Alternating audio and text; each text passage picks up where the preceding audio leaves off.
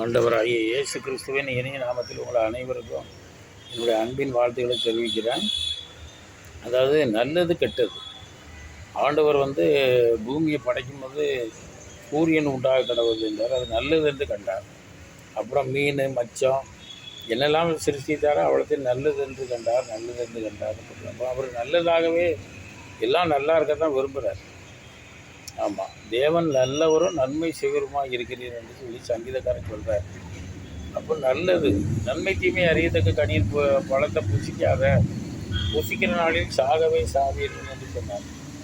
அப்போது அவங்க என்ன பண்ணாங்கன்னா, நன்மை தீமையை அறியக்கூடிய கனியை புசித்ததுனால பவுல் சொல்கிறார்ல, நன்மையானது என்னிடத்தில் இருக்கிறது, நான் செய்ய விரும்பாத தீமையை செய்கிறேன், ஆகையால் எனக்கு இருக்கிற பாவமே அப்படி செய்கிறது. அப்போ ஆதாம் ஏவல் அந்த காலத்தில் சாப்பிட்ட பழத்தின் பேர் நன்மை தீமை அறியத்தக்க கனி. அதை புசிக்கும் போது அது அதோடைய எஃபெக்டை காட்ட ஆரம்பிச்சிட்டு, நன்மை தீமை இருதயம் திருக்குள்ளதும் கேடுபாடுமா மாறிடுச்சு. நன்மை செய்ய விருப்பம் உண்டு, ஆனால் நான் விரும்பாததை செய்கிறேன், ஆகையால் நானல்ல எனக்குள் வாசமாக இருக்கிற தீமையே அப்படி செய்கிறேன் அப்படி சொல்லி தீமையை யோசிக்கிறவர்கள், இந்த உலகத்தில் தீமையை யோசிக்கிறதுக்குன்னு ஒரு கூட்டம் இருக்குது. அவங்க தான் தவறான பாதையில் போய் செஞ்சு மாட்டிக்கிடுவாங்க. தீயவர்கள் திருடர்கள். அப்போ தீயவர்கள் திருடர்களாக மாறி, திருடர்கள் தீயவர்களாக மாறி இன்றைக்கி சிறைச்சாலையில் இருக்கிறார். அப்போது பிறர் பொருளை எடுக்காதன்னு போட்டிருக்கு, பிறர் பொருளை இச்சிக்காதன்னு போட்டிருக்கு. இச்சித்து அதை திருடிட்டா களவாயிருது. களவு செய்யாதிருப்பாயன்னு சொல்லியிருக்காரு.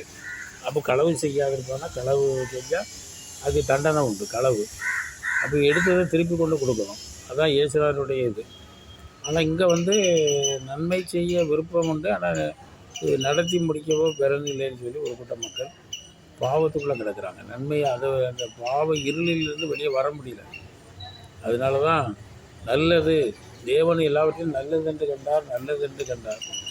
அப்போது இன்றைக்கி கவர்மெண்ட் பணம் அடித்தாங்கன்னா அது நல்ல பணம், நல்ல நோட்டு. அது ஒருத்தர் ப்ரைவேட்டில் அடித்தான்னா அது அதாவது கள்ள நோட்டு. நம்ம வெளியே அடித்தா கள்ள நோட்டு, கவர்மெண்ட்டை அடித்தா அது அரசாங்கத்தினுடைய கவர்மெண்ட் ஆஃப் இந்தியா பணம் உலக அளவில் செல்லும். கள்ள நோட்டை கண்டுபிடிச்சாங்கன்னா அது அடித்தோன்னே பிடிச்சி கொண்டு ஜெயிலில் போட்டுருவாங்க. அப்புறம் நல்லது கெட்டது, நல்ல சாராயம், அதாவது அரசாங்கம் அந்த ஒரு கடையை வச்சு அதை வச்சுருக்காங்க. அதை போய் குடிச்சிட்டு கொஞ்சம் ஸ்லோவாக, அதாவது அது உடனடியாக இது பண்ணாது. அது ஆனால் மது தீமையானது தான், மது தீமையானது. அதை குடிக்காமல் இருக்க முடியலையே அப்படிங்கும்போது அரசாங்கம் அதை வச்சுருக்கு. அப்போ நல்ல சாராயம், நல்ல சாராயமாக அது நல்லது இல்லை, நல்ல பாம்பு தான். நல்ல பாம்புன்னு பேர். ஆனால் நல்ல பாம்பு கொத்திடும், கொத்தினா விஷம் ஏறி செத்துக்குவாங்க. அது சாராயத்தை பற்றி சொல்லப்பட்டிருக்கு. கொஞ்சம் கொஞ்சமாக இறங்குமா, முடிவில் அது என்ன பண்ணும், நம்ம மனிதனை அழிச்சிடும். குடி மடிந்து போகிறவனுக்கு மதுபானத்தை கொடு, மனம் கஷ்டந்தவனுக்கு திராட்சை ரசத்தை கொடுன்னு போட்டிருக்கு பைபிளில். இப்போ மதுபானத்தால் மயங்குறவன் எவனும் ஞானவான அல்ல. அப்போ மதுபானத்தை தேடி நாடி குடிக்கிறவங்களுக்கு ஐயோன்னு போட்டிருக்கு. அதை கலந்து கொடுக்குறவங்களுக்கும் தன் தோழனுடைய நிர்வாணம் வெளியே தெரிகிற மாதிரி அந்த மதுபானத்தை கலந்து கொடுக்குறவங்களுக்கு ஐயோ. மதுபானத்தை கலந்து கொடுக்குற வீரர்கள் அது நல்லா பலசாலிகளாக இருந்தால் தான் கிண்டி காய்க்க முடியும். அப்போ அப்படிப்பட்டவங்களுக்கு ஐயோன்னு போட்டிருக்கு. அப்போ அது நன்மை, அது நன்மை இல்லாதது, நாட் குட்னஸ். அது நாட் நெசசரி. ஆனாலும் அவங்க என்ன பண்ணாங்கன்னா அது ஒரு அத்தியாவசிய பொருளாக அதை இது பண்ணிட்டாங்க. ஏன்னா பழக்க தோஷம், பழக்கம், தீய காரியங்களை, தீய நோக்கம் பாவம். அப்போ தீய காரியங்களை செய்ய செய்ய அது அப்படி பழகி அதை ஊறி போய் அது தவறுன்னே தெரியாது. குடிப்பழக்கம் தவறு இல்லை அப்படின்னு சொல்லக்கூடிய நிறைய இருக்குது. அப்போ கவர்மெண்ட்டு வடித்தா நல்ல சாராயம், வெளியே யாராவது வடித்தா கள்ளச்சாராயம். ஆமாம், அது நம்ப தகுந்த ஒரு சாராயம் கிடையாது. அதை குடித்தா ஆளை காலி பண்ணிடுது. அது பிறகு மனுஷனுக்கு எல்லாம் தெரியுது, நல்ல அறிவு இருக்குது. பிறனுடைய மனைவியை இச்சிக்காத, பிறருக்குள்ளே யாதொரு பொருளையும் இச்சிக்காத அப்படின்னு சொன்னால் அது தான் செய்யுது. ஆமாம். கள்ள தொடர்பு. நல்ல தொடர்பு என்ன, ஒரு ஒரு மனைவியை ஒரு பெண்ணை கல்யாணம் முடித்து கொண்டு வந்து நல்ல குடும்பம் நடத்துறது நல்ல தொடர்பு. இது அங்கங்கே சேட்டை பண்ணிக்கிட்டு இல்லைங்க, அது பேர் கள்ள தொடர்பு. அப்போது கள்ள தொடர்புனா என்ன ஆகும், அதுக்குள்ள தண்டனைகள் கிடைக்கும். கள்ளத்தனமாக போய் எங்கேயாவது ஒரு இடத்துல சேட்டை பண்ணால் உடனே அது கண்டுபிடிக்கப்பட்டால் உடனே இப்போ அதுக்கு கவர்மெண்ட் வந்து தண்டனை கொடுக்கும். ஆமாம்.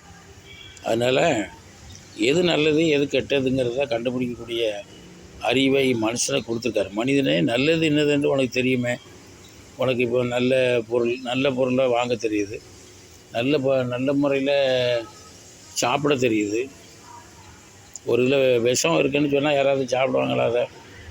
அப்போ எல்லாம் தெரியுது மனிதனே உனக்கு நன்மை என்னதென்று நீ அறிந்திருக்கிறாய். ஆனாலும் விரும்பாத தீமையை செய்கிறது. அப்போ புகைப்பிடித்தல் அதுவும் ஒரு கெட்ட பழக்கம். அதையும் சிலர் எப்போ பார்த்தாலும் புகைச்சிக்கிட்டே இருப்பாங்க. அதில் ஒரு சிகரெட்டு பாக்கெட்டு வந்து 60 ரூபாய்க்கெல்லாம் இருக்குது. 60, 80, 100 ரூபா வரைக்கும் இருக்குது. அப்போ அதை வாங்கி குடிக்கும்போது அப்படியே ஒரு பழக்கம் ஏற்பட்ட பிறகு அது இல்லாமல் இருக்க முடியாது. அதுக்கு வந்து அடிக்ட் ஆகிடுறாங்க. அதுலேருந்து விடுவிக்க முடியாத அளவுக்கு ஆகிடும். விடுவிப்பவர் யார்? இயேசு கிறிஸ்து. மாறன் விடுதலையாக்கினால் மெய்யா விடுதலையாகினால் சத்தியத்தை அறிவுகள் சத்தியமுள்ள விடுதலையாக்கும். கர்த்தருடைய ஆவி எங்கேயும் அங்கேயும் விடுதலை உண்டு. அதனால் கர்த்தரை பிடிச்சா தான் விடுதலை. இந்த உலகத்தில் நன்மை அவர் வந்து இயேசு கிறிஸ்து நல்லவரும் நன்மை செய்கிறவருமாய் சுற்றி தெரிந்தார். பிசாசின் வல்லமையில் அகப்பட்ட யாவரையும் விடுவித்து நோய்களை குணமாக்கி குஷ்டரோகிகளை சுத்தமாக்கி அவர் நல்லதே செஞ்சார். அதனால தான் இயேசு நல்லவர் என்றென்றும் மாறாதவர்னு பாடுறோம். இயேசு நல்லவர், எனக்கு உனக்கு நமக்கு. அப்படி நம்ம பாடும்போது ஆண்டவர் வந்து நல்லவராக இருக்கார். சுத்த இருதயமுள்ள இஸ்ரவேலருக்கு கர்த்தர் நல்லவராகவே இருக்கிறார். அப்போ நீங்கள் நல்லதை செய்யணுன்னா இயேசுவை பின்பற்றினா தான் நன்மையானதை செய்ய முடியும். ஏன்னா நன்மையான எந்த ஈவும் பூர்ணமான எந்த வரத்திலிருந்து உண்டாகி ஜோதிகளின் பிதாவிடத்திலிருந்து இறங்கி வருகிறது. தேவன் அருளியை சொல்லி முடியாத ஈவுக்காக ஸ்தோத்திரம்னு சொல்லப்படுது. அப்போ நன்மையை கண்டடைகிறோம். மனைவியை கண்டடைகிறோம், நன்மையானதை கண்டடைகிறான். வேசி இடத்துல போய் இருந்தால் இருவரும் ஒரே மாம்சமாக இருக்கிறார்கள். வேசியின் இடத்துல போய் இருந்தால் அது தவறுன்னு தெரியுது. இருந்தாலும் அங்கே போய் சிற்றின்பத்துக்காக கொஞ்ச நேரம் ஒரு இதுக்காக அங்கே போய் சுகத்துக்காக போய் இருக்கும்போது அது பிரச்சனையை உருவாக்கும். ஒருத்தன் இப்படி தான் போய் ஒரு மோசமான இடத்துக்கு போயிட்டான்.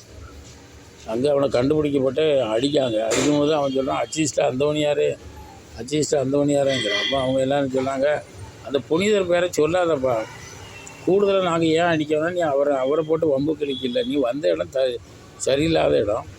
அப்புறம் அவரை போய் கூப்பிட்டு அவர் என்ன செய்வார், அவர் இப்படிப்பட்ட ஆள் கிடையாது. அப்போ அவர் வந்து ஏன் பேரை ஏன்டா சொல்கிறேன்னு தான் சொல்லுவார் அப்படின்னு சொல்கிறாரு. அப்போ கூடுதலாக அடி விழுது.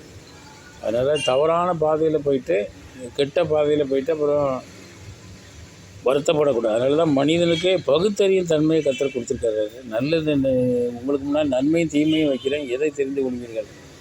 அதாவது தீமையை வெறுத்து நன்மையை பின்பற்றணும். தீமை செய்கிறவர்களுக்கு விரோதமாக கர்த்தருடைய முகம் அவர்களுக்கு விரோதமாக இருக்குது. அப்போ நல்லதையே செய்யணும். நல்லது செஞ்சால் தான் நல்ல பேர் வாங்க முடியும். நல்லது செஞ்சால் தான் 4 பேர் மனிதர்கள் நம்ம வந்து மதிப்பாங்க, அன்பு கூறுவாங்க.